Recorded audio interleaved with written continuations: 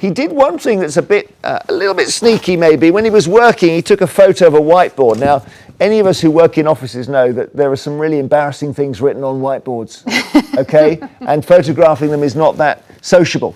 So Cummings photographed this, and people have pointed out this one phrase here. Who do we not save? Can you see that down the bottom? Who do we not save?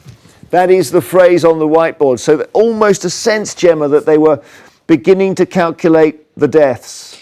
Absolutely. I found, quite interestingly, that I didn't really learn anything new, particularly yesterday. I just thought that confirmed everything that we've seen come through over the last year or so. And I found the whole spectacle kind of grotesque because I think it's utterly motivated by revenge from a man I have no respect for, because he's the orchestrator of chaos and a style of governance that Johnson chose to take on board. Very divisive, create culture wars, divide and conquer, slogans.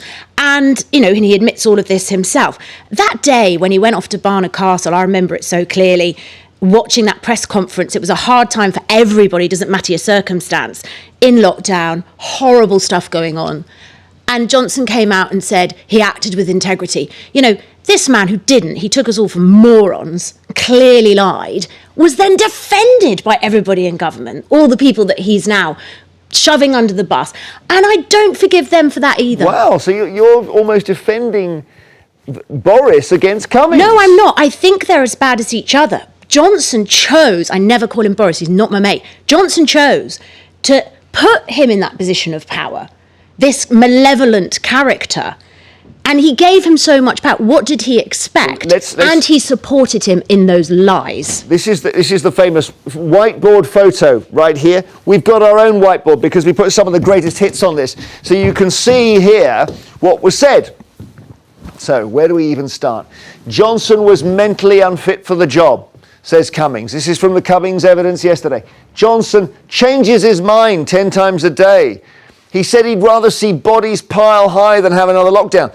Boris Johnson, there's a picture of the Jaws poster here because he kept saying he should have been the mayor of Jaws. I mean, remind us, what's that mean? That Boris wants to be the mayor of Jaws? In Jaws, the film, the mayor resisted attempts to have the beach closed, even though the local police chief wanted it shut because he was pretty sure there was a killer shark lurking just off the coastline.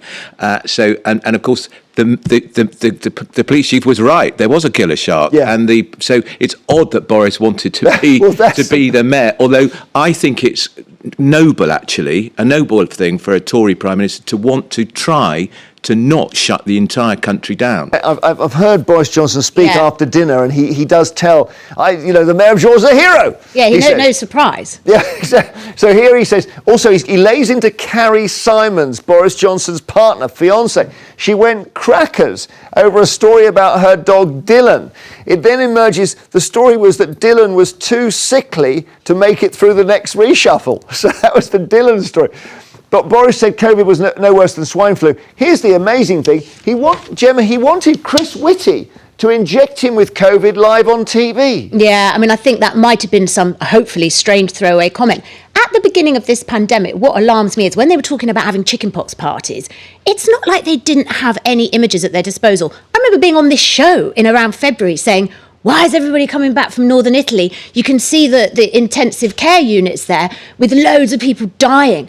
That's around the time that they were going, well, just treat it like chicken. Well, as Cummings said yesterday, they were skiing. A lot of ministers were skiing in February. And so you've got here, many senior people performed far, far disastrously below the standard which the country has the right to expect. Fine. So other quotes. It's just completely crackers that someone like me should have been in there, he says, about himself, just as it's crackers that someone like Boris Johnson was there. Do you agree with that, Gemma?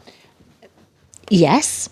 But I've kind of always, it's not crackers because people voted for him, etc., but I suppose what he's saying is the way, again, this style of governance is just, it's not conservative with a small c. It's like something we've never seen before. Okay, so all of this is thrown at the Prime Minister, all the quotes I've given you and more. This is how the Prime Minister responded. Mr. Speaker, the handling of this pandemic has been one of the most difficult things this country has had to do for a very long time. And none of the decisions have been easy, and we've at every stage tried to minimise loss of life, to save lives, to protect the NHS, and we have followed the best scientific advice that we can. Worth saying, one quote I haven't read: nobody could find a way around the problem of a Prime Minister who was like a shopping trolley smashing from one side to another. Some of this Boris Johnson won't mind, you know. Yeah, but why I think it is still important, although we have to have the big reservation, this man lied in the Downing Street Rose Garden about what he was doing in Barnard Castle when he claimed he was checking his eyesight because he wanted to drive back to London. He told us yesterday that wasn't true. He, in fact, had driven to Barnard Castle because he thought he might have to move his family to Durham because there were so many crowds outside his house. Ridiculous, far-fetched, implausible, almost as bad a lie as the one he told about his eye test. So even though we've got to I think we have to have a very cautious question mark over the veracity of what he said. He is the first person who was actually there in number 10, giving us a bird's eye view, if you like, about what was going on. Now, he may have spun it and twisted it, and he was motivated by revenge. I thought his words were dripping with poison. Be under no doubt, he wants to destroy Boris Johnson, and he wants to destroy the Health Secretary.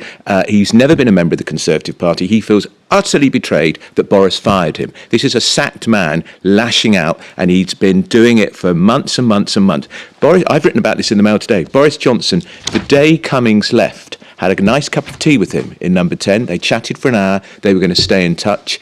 Within 48 hours, there was negative stuff appearing in the papers about Cummings, which he blamed on Carrie Simons, the Prime Minister's partner, and it went downhill from there. Interesting. So might still mean that what Cummings says is true. Who knows? A lot of people who work with Boris seem to come out thinking it's a bit chaotic, to say the least. We'd love to know if you think that Cummings is right, that Mr. Johnson is unfit to be Prime Minister.